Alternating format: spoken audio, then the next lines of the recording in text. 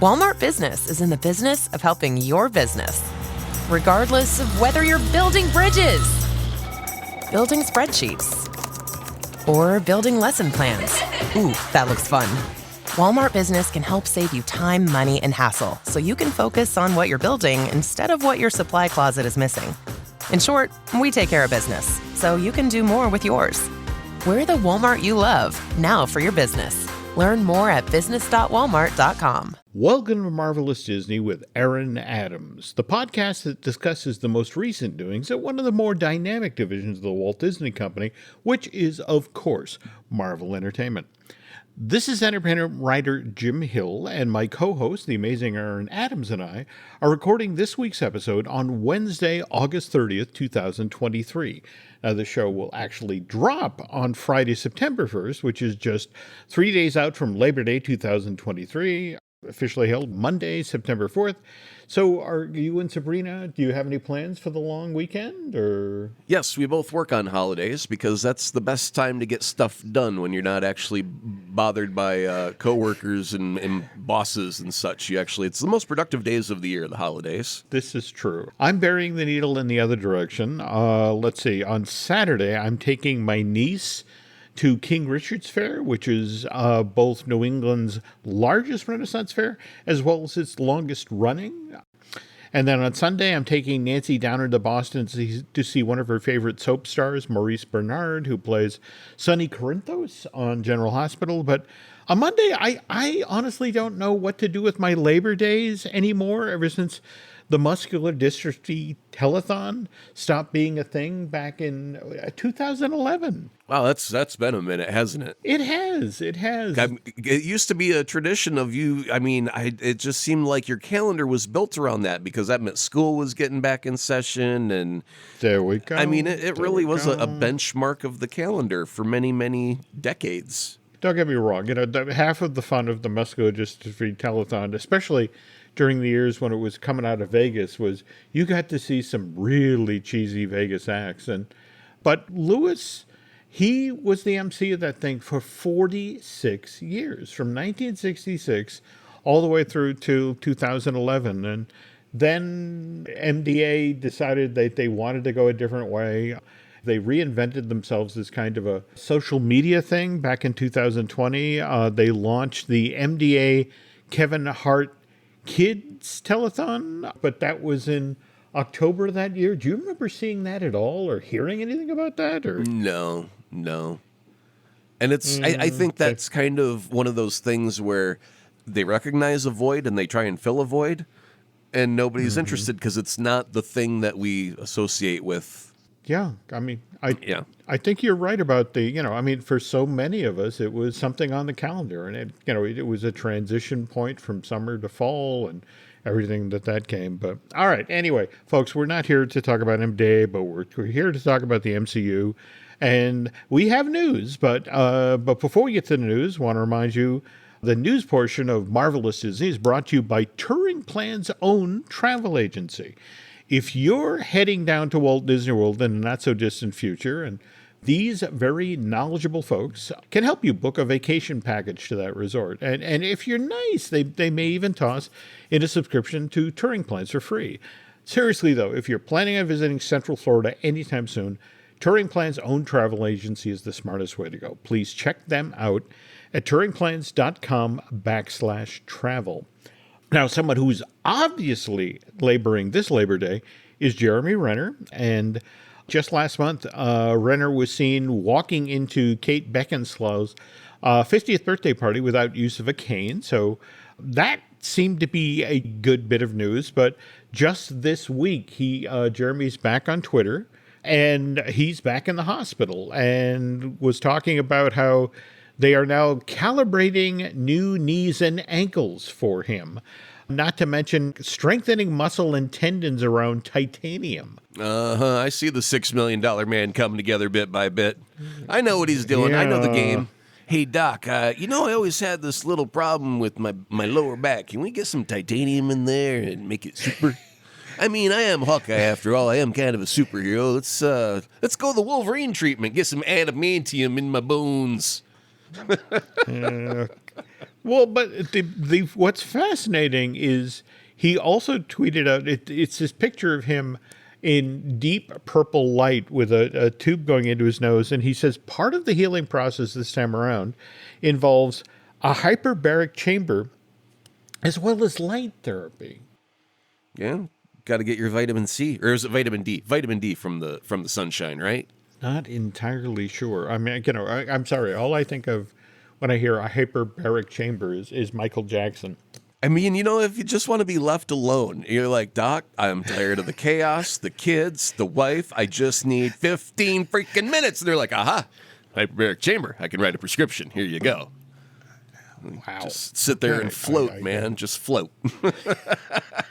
Well, anyway, Aaron and I wish Mr. Renner the best possible outcome following this latest round of surgery. Also, following up on another earlier story, Aaron, you and I recently talked about how back in October of 2017, McDonald's brought back that hugely popular Szechuan dipping sauce. This was the stuff that originally debuted at that fast food chain back in the summer of 1998 as part of a promotion that McDonald's did for Disney's original hand-drawn version of Mulan. As the story goes, supposedly the lines got so long and the crowds got so big at these restaurants that were handing out this Szechuan sauce that fights broke out, and then reportedly someone got stabbed. And you putting on your 32nd Street hat. Oh, yeah. Great for advertising. Well, no, that's it exactly. Now, the interesting thing is we had a couple of listeners reach out and say, hey, I've heard that didn't really happen. The stabbing was just a rumor. And so what's interesting is I actually went over to Snopes, the fact-checking site, early to see if they had anything on file about whether or not this incident, which again would have happened back in October of 2017, didn't have anything on file. But rumor or not, I'm bringing up this story again tonight because this past weekend, a fight did in fact break out at a McDonald's in the District of Columbia, and two teenagers were squabbling over that sweet and sour sauce that this fast food restaurant is now making available as part of their as featured in meal, which this is being done to promote season 2 of Loki. And as a direct result of the squabbling, a 16-year-old girl got stabbed. This incident resulted in the sort of publicity that no one at Disney or Marvel or McDonald's wanted, because Naima Ligon died from her wounds. Not only that, but her friend wound up being charged with second-degree murder, not to mention assault with intent to kill. Now, her friend? It wasn't even like a stranger? No, they just, again, because the young lady who actually stabbed Naima, and by the way, Aaron and I send along our heartfelt condolences to Naima's family and friends. Mm-hmm. But because she's 16 years old, I mean, it's a juvenile court issue, and her name is being kept out of the paper. But remember how we were talking also about how McDonald's, to help promote season 2 of Loki, was going to change one of its fast food restaurants so it looked exactly like a McDonald's back in 1982? Yeah, tell us about how's that going along. Well, that promotion started today. Wait a minute, you haven't been able to drive down there real quick and check it out for yourself before record time?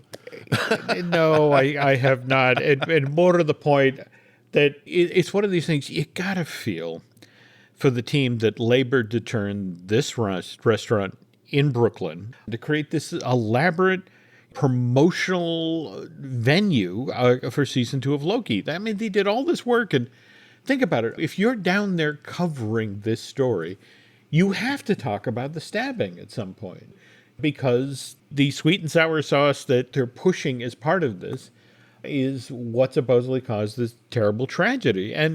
But at the same time, people who have been there today are talking about how you actually enter this fast food restaurant through a TVA time door.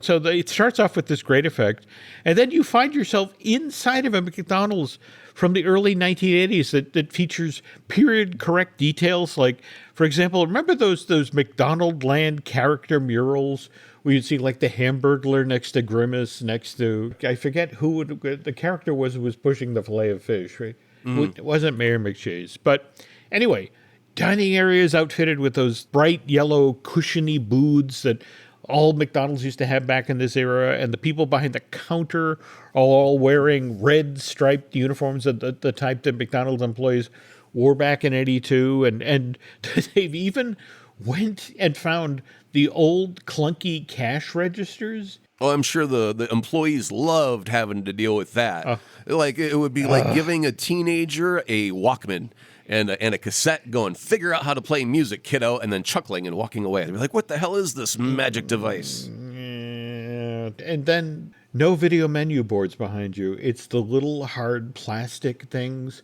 that list all of the prices and the products, but no pictures of the products. Right. So right off the bat, again, you just got to say, whatever employees are working at this restaurant, which, by the way, is only running for 3 days. It shuts down on Friday night, September 1st.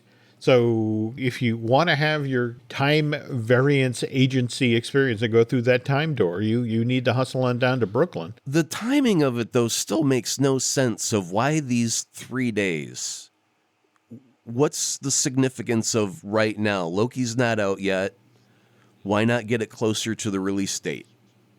It just seems so far apart that it's not going to connect, promotionally speaking, right? The buzz should be directly before the thing happens, not months before. I totally get what you're saying, but I think, remember, we are dealing with both the writer's strike and more importantly, the actor's strike. And I have the uneasy feeling that if we factor in needing to do international promotion for this Disney Plus thing, that maybe that was the thinking, that there was supposed to be this restaurant that entertainment writers and folks who cover television, that sort of thing, could visit in addition to, say, an opportunity to sit down with the filmmakers and the cast to make up for the fact that, no actors, nobody from the actual production can be there.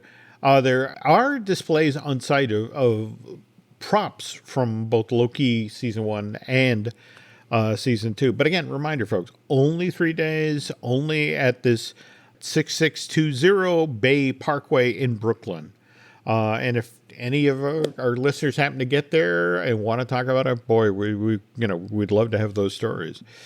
Beyond that, you wanted to talk about something else that's short, and that's the runtime of The Marvels, right? Yeah, apparently it's going to be our shortest MCU film thus far, which I just thought was kind of amazing because it seems like a lot of our MCU films have been overly long sometimes. Oh, no, you're not wrong. Well, they're always trying to tie into other things and tell the larger epic story at hand. And apparently, was this only 93 minutes? Yeah, and what's interesting is the shortest Marvel movie prior to this was The Incredible Hulk back in 2008. That was only 1 hour and 52 minutes long, whereas you mentioned, The Marvels is 1 hour and 38 minutes long. But what's interesting is that includes 5 minutes of credit. So this is actually, I think, as you mentioned, 93 of film. 90, yeah, and that's tight. That's incredibly easy breezy cover girl in and out. You get high rotation at the theater, like we always mention, because it's not overly long. You get, I hope it's one of the most entertaining movies because you shouldn't have any dead spots at 93 minutes, right? There should be no drag. It should move briskly. Talking with somebody at Disney to get this confirmed, they actually use the phrase all killer, no filler. Yeah, exactly. Either it serves the story or it goes. And yeah, that's great. That's what I think what I'm looking forward to when I read that short runtime was not like, a disappointment, I'm getting screwed out of a few minutes of action or whatever. It was like, they're not going to waste my time with filler and extra stuff that we don't need to tell this story. Yeah, I know Kang Dynasty's coming. Yeah, I know Secret Wars is coming. Just tell me a good Captain Marvel story or story of the Marvels, and just let it be that, please. And it seems that's what the needle is pointing to right now. Well, the other thing that my friend at Disney wanted to point out is that one of the reasons this has as short a running time as it does is that Nia DaCosta, the woman who's directing this film, really leaned into the comic book movie. That Nia supposedly likened the relationship that Captain Marvel, Ms. Marvel, and Photon have in this film as a dysfunctional family. And so a lot of character-based humor, and that's the thing, a good comedy usually has a tight running time. So 93 minutes is right in that window. But again, that arrives in theaters on November 10th, and just 18 days after that, an actual Blu-ray 4K HD full season set for WandaVision. That drops on the 28th, and next month, on September 26th, some 10 days prior to season 2 of Loki dropping, we get the opportunity to buy season 1 of Loki. And remember the whole Guillermo del Toro, the thing to the effect of, it's physical media. We have a moral imperative now to buy this physical media. But in this same window of time, we're getting the first 2 seasons of The Mandalorian. So this is Disney taking limited series for Disney Plus and making them available as physical media. I mean, I think it's long overdue, Jim, that The Mandalorian was popular from the jump, right? Season 1, people were like, holy cow, this is great. And if Disney Plus is losing money, I can almost see whomever was in charge at that very instant going, no, we're not going to make Blu-rays in 4K. We're not making our money back on Disney Plus. You want me to go manufacture physical copies of it at a cost and then hope that it sells? That's crazy. But they've been kind of starving their fans. I mean, Star Wars fans are collective types. All the toys that we had that we're now retiring off of selling now. It is in our DNA to collect Star Wars. And so, by goodness gracious, if it's going to be up on a screen, big or small, you got to have like a thing that I can go buy and own and put on the shelf next to my Boba Fett action figure and all that stuff, right? So, I mean, and the thing is, like we've talked about this in the past, I haven't made a physical media purchase since I've had Disney Plus because the library is just there for me.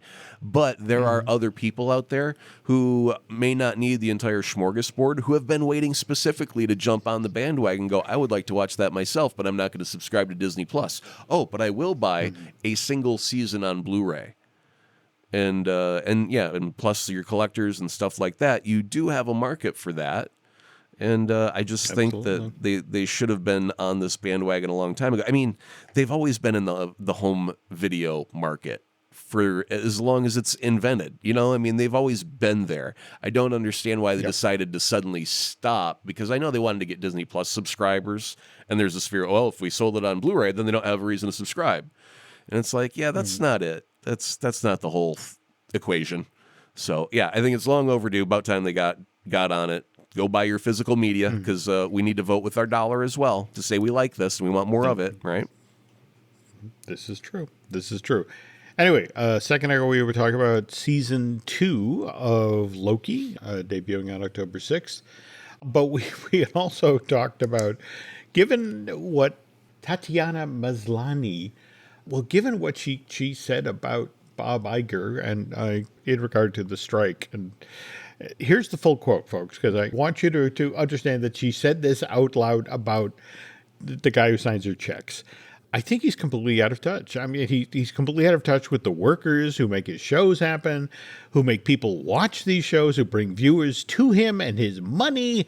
Having worked on a Disney show, I know where people fall through the cracks and where people are taken advantage of, and it's outrageous, the amount of wealth that is not shared with the people who actually make the show. That's crew, cast, writers. So when you hear that, Aaron, how likely do you think it is that we're going to get a season 2 of She-Hulk Attorney at Law? Even though he's head of the company, do you really think it's his decision? Like, he's going to go all David Zaslav and just cut a thing because he doesn't like what the kids said. If the character's popular and the numbers show it, he's going to have to be bigger than his ego and go, okay, well, then greenlight season 2 because it's popular. People like it. If the numbers are not there, then he's going to point at the numbers and say, well, you're not getting your second season. It has absolutely nothing to do with your big mouth. And so we'll never really know what the real case is. But I mean, the guy's in a business to try and save the Walt Disney Company right now. He got called out of freaking retirement. This isn't the time to get all bad attitude with people over personal grudges. You got to do what makes the most business sense. And whatever that may be is the way that sale is going to blow. Okay, well, again, intriguing week because Disney stock price is at a 9-month low this week. But in the same window of time, word came out of Atlanta that season 2 of She-Hulk Attorney-at-Law is a thing. You know, I mean, mind you, it's a thing that has to wait till after the strike is over and the writers can come back. Wait a minute, was I vindicated in under 3 minutes? That's amazing. That's You a personal were. record. You were. I'm going to do a little Sure. victory lap round. Yay! Okay. All right, thank you. All right, settle down. All right, back to your seats, everybody. Okay. All right. Speaking of which, though, when we get back from our show break here, we're going to talk about an actor who, to be honest, is getting increasingly concerned about what the strike are doing to his work schedule for the coming year. The family that vacations together stays together. At least, that was the plan. Except now, the dastardly desk clerk is saying he can't confirm your connecting rooms. Wait, what? That's right, ma'am. You have rooms 201 and 709. No, we cannot be 5 floors away from our kids. The doors have double locks. They'll be fine. When you want connecting rooms confirmed before you arrive, it matters where you stay. Welcome to Hilton. I see your connecting rooms are already confirmed. Hilton, for this day. Don't chew on that, Max. Cooper loves that shoe, too. Oh, now he's into Cooper's food. Wow, he is loving it. What do you feed Cooper? Blue Buffalo Life Protection Formula. He never leaves a crumb. I love it because it's made with high-quality protein, nutrient-rich fruits and veggies, and wholesome whole grains. Looks like we're switching to Blue. Blue Buffalo foods are made with the superior ingredients your dog needs to thrive. Can your dog food say that? Visit feedbluefood.com to learn more. Every story you love, every invention that moves you, every idea you wished was yours, all began as nothing. Just a blank page with a blinking cursor, asking a simple question. What do you see? Great ideas start on Mac. Find out more on apple.com/Mac.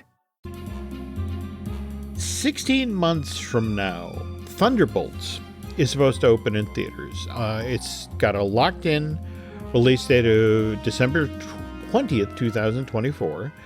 Now, mind you, it was supposed to start shooting back in June. And, of course, between the writer's strike and the actors' strike, that didn't happen. And this was supposed to be the film that would bring David Harbour, who played the role of the Red Guardian in Black Widow back in 2020. He was supposed to come back as the Red Guardian in this movie. But David Harbour is also a big part of Stranger Things, which was supposed to shoot its epic season 5, which would close out the series. And this Netflix project was supposed to be a year-long shoot. And in order to make sure that Thunderbolts made it into theaters December of 2024, and that Stranger Things Season 5 would be out in time for next summer, David Harbour was going to spend a lot of the next 6 to 8 months on planes that he would be shooting the Thunderbolts and then hop on a plane and go then do some stuff on Stranger Things. And neither Netflix nor Disney Marvel is blinking at this point. And so here's poor David Harbour. And he was just recently did an interview where he was talking about, look, I'm blessed to work with the Duffers, who write some of the greatest scripts on television. And then these Marvel writers who write incredible epic stories. And in Thunderbolts, they're letting the Red Guardian do things he's never done before. I mean, there's this relationship with Yelena. We get into that more, and it's funny, and it's satisfying in an emotional way. And I'm really blessed to be part of these two amazing projects that aren't shooting. Didn't he have, like, as a Red Guardian, he was heavier set. And I think when he was last seen on Stranger Things, he was, like, in a Russian prison, and he was, like, very, very not He was heavyweight. God. Yes. Yeah. No. So, no. like, what the hell? Is he going to be that? eating pies on the plane one way to fatten up and then purging on the plane back to the other one to get all skinny? I mean, how are they going to pull that off? They got to spread it out so he can gorge and get plump for a few months and then go work out with Hugh Jackman, whose body does not go on break. Yeah, I do not know what to tell you. More to the point, how they're going to pull this off a schedule point of view. And obviously, we've seen a number of projects shift release dates. I mean, for example, Dune 2, very famously, after the trailer and after that's a heartbreaker the poster for came me. out. It is. But it's studios not only, looking at things and saying, I don't know if we can get that done in time, or looking at exhibitors and saying, look, we're going to move stuff around because you're going to need movies to put out. And if everything comes out in December and there's nothing to show in March, that's going to be a problem. The other thing I think we need to talk about is, on the other side of this, are movies still going to be made the same way? Now, on last week's show, we were talking about the 50 members of Marvel's visual effects house who signed a contract to the effect of they want to form a union. Mm-hmm. Just in the past week, Disney's own in-house effects team raised their hand and said, yeah, we want to do what Marvel is trying to do. We want to unionize. Mm-hmm. They've handed out ballots. They're due back on September 11th, and they'll be counting the votes toward the middle of next month. Now, you've got folks like Mark Patch. He's worked in the visual effects industry forever, but he was a coordinator on WandaVision. And he has been openly talking about the brutal work conditions on that project, where they would work 18-hour days. Here's the quote about why he honestly believes that it's time for, visual effects folks to unionize. It's like, when you're turning a 90-minute long movie into a 10-hour long feature, basically, with a limited series, you're doing 10 times the amount of work within the same and sometimes even a shorter period of time. Particularly with Marvel, we have seen since COVID and streaming that the amount of demands that is made in our time, in our mental health and physical health, it just explode. And they actually provided kind of a breakdown on this, that Phase 4 of the MCU will have or had a total runtime of 60 hours. If you take the first 3 phases of the MCU and put them together, that's actually more than the runtimes of all those films combined. And Gabriel Levesque, who's worked at Marvel both on back in the days when they only did theatrical releases, and now, when they're doing all this stuff for Disney Plus, this is what he had to say. What you're expected to do each day and how these shows are run, it definitely feels more like a conveyor belt nowadays than necessarily each project being given its own thought and time, and opposed to now where it's like, well, this is coming up and now we have to do this, and this is coming up and we now have to do that. It really has become the McDonald's of content. But at the same time, I mean, it's hard not to acknowledge that times are changing at Marvel Studios. I mean, for example, season 2 of Groot, I Am Groot, that series of shorts. We talked last week about how this is debuting early next week, Wednesday, September 6th, 5 brand new shorts. But somebody who got to preview these reached out and said, hey, first time ever, it's a Guardians of the Galaxy project and no James Gunn name on it. And it's like, kind of the end of an era. And speaking of end of an era, and again, another kind of sad note here, folks, the trades mentioned that Jamie Christopher, the first assistant director on the Guardians of the Galaxy films, and also all 8 of the Harry Potter movies, died of heart complications in Los Angeles, just 52. Came from a filmmaking family. His dad was the production manager on Stanley Kubrick's Barry Lyndon, and his mom was a production coordinator. And James Gunn, who just loved working with Jamie, managed to post on social media just a few minutes ago to the effect of, Jamie was one of the best in the film business, period, much less in his field. When I first met him, I didn't know they made ADs like him, and he changed my view of them entirely. I loved him as a friend and as a collaborator, and I'll miss his laugh. I'm heartbroken to have lost him. So another tough situation here. Mm-hmm. Anyway, we were talking about I Am Groot, which of course is animated and showing up on Disney Plus. And given that a number of high-profile projects at Disney Plus, that some of which were actually completed, like the Spiderwork Chronicles, or for that matter, the 20,000 Leagues prequel, The Nautilus, that Disney suddenly seems to have lost confidence in and announced, well, that's not showing up on Disney Plus, and we're going to shop it around to somebody else to see if they want it. And it's gotten some Marvel fans nervous about Spider-Man Freshman Year, the animated series. And Jeff Trammell, who serves as the head writer and executive producer on this animated series, just kind of reached out and, like, okay, guys, calm down. And there's nothing I can share yet. Just that I'm eager for everyone to see the show. Our crew worked and is still working hard to make Freshman Year seem special, fun, and unique, and I'm excited for the world to see it. So that still seems to be making its way through the pipeline. But is it going to show up at, potentially another streaming service? Toward that end, Aaron, you were mentioning you were kind of surprised at what it will be showing up on Max beginning Friday this week, right?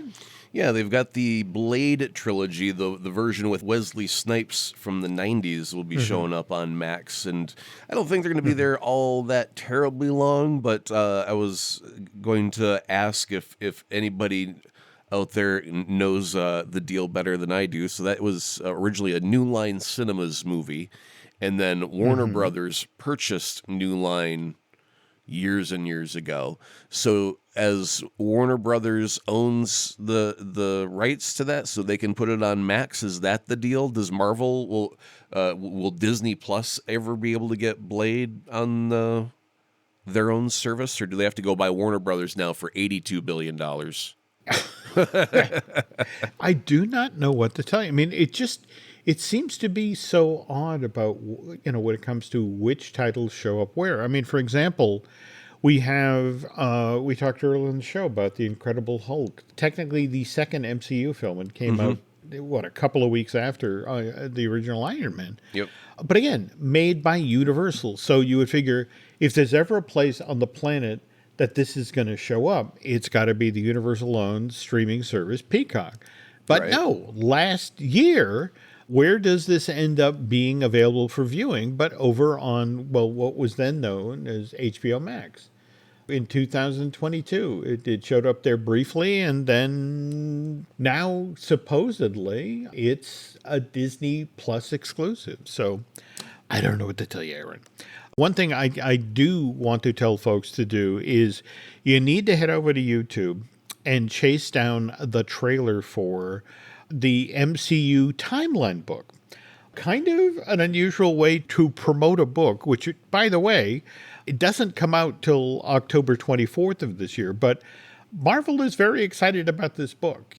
As Brad Winderbaum put it, this is the first time we're officially laying out the timeline, and it's incredible once it's all laid out and you see how interconnected and how seamless it actually is. But it takes everything from the birth of the Celestials and then takes us all the way through to the latest events from Phase 4 to Phase 5. But that said, folks, I got to warn you, fall 2023 is going to be a very expensive time if you're somebody like myself who collects Marvel books, because just next week, for example, on September 5th, The Art of Doctor Strange and the Multiverse of Madness goes on sale. And then 1 week after that, we get The Art of Thor, Love and Thunder.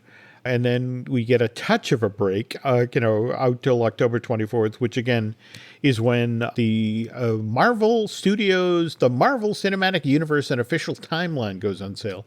But on that very same day, that's the day that the Marvel Studios Art of Werewolf by Night goes on sale. And you know, of all the books, that I would have to say is the one I'm really anxious to get my hands on. I just love the look of that one. I still think it should be, all the pictures should be in black and white except for the color red from the jewel. I mean, stick to the gag, man. Honest, stick to the gag. I know. That's actually what.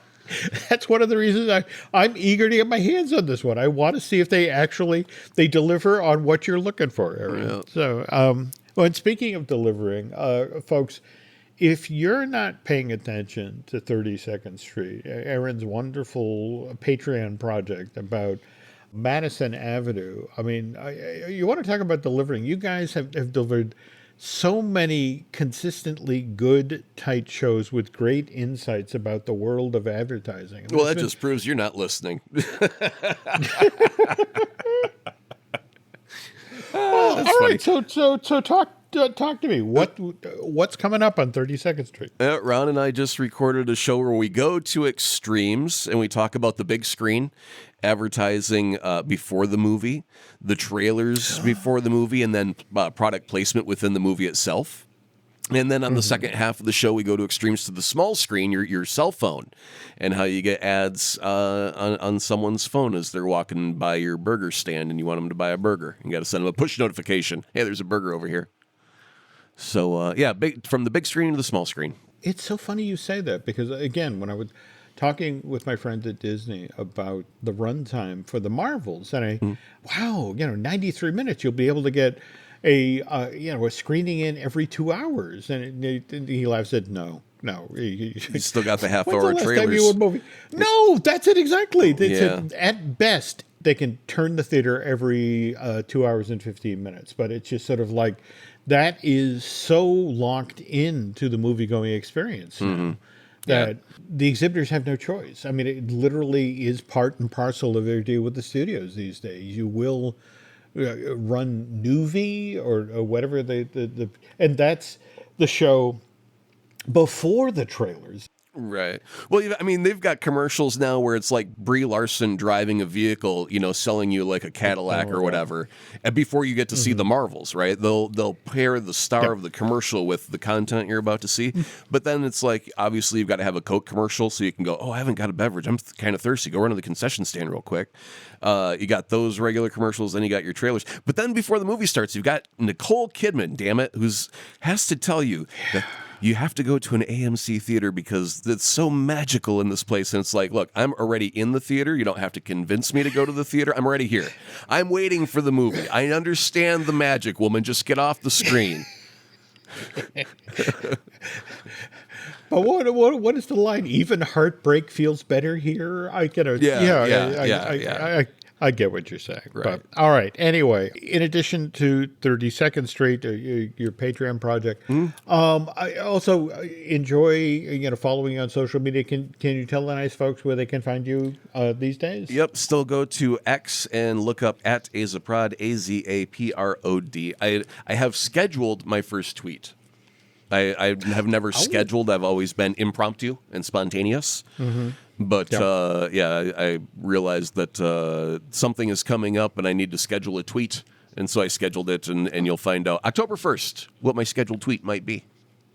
Want to take any guesses? I'll give you a hint. It's Disney Unpacked related. Now we can talk about Disney Unpacked. Jim, tell me about Disney Unpacked. What's fun about this project is first ever video series. We're partnered with Jim Schul, who spent 30 plus years at Walt Disney Imagineering.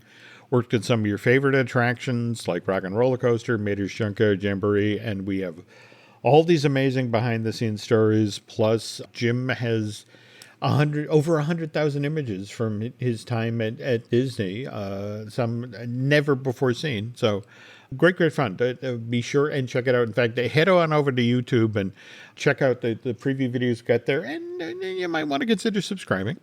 Also, while we're talking, plugging relentlessly here, I want to remind you we have some other podcasts here at Jim Hill Media you might want to check out. Of course, I have Disney Dish that I do with Mr. Testa. We have Fine Tuning that I do with Drew Taylor, who, by the way, has his own outside project. Light the Fuse, the official Mission Impossible podcast, which he does with Charles Hood. We just did a brand new episode of Looking at Lucasfilm with Brian Gahn, and really enjoyed chatting up about Star Wars Ahsoka. If you could do Aaron and I a favor, if you get out to Apple Podcasts and rate and recommend, well, not just the show you're listening to right now, Marvelous Disney, but also 32nd Street, that would be very helpful. Anyway, folks, that's going to do it for this week. So on behalf of Mr. Adams, I want to thank you for listening, and we'll be back with a brand new show next week.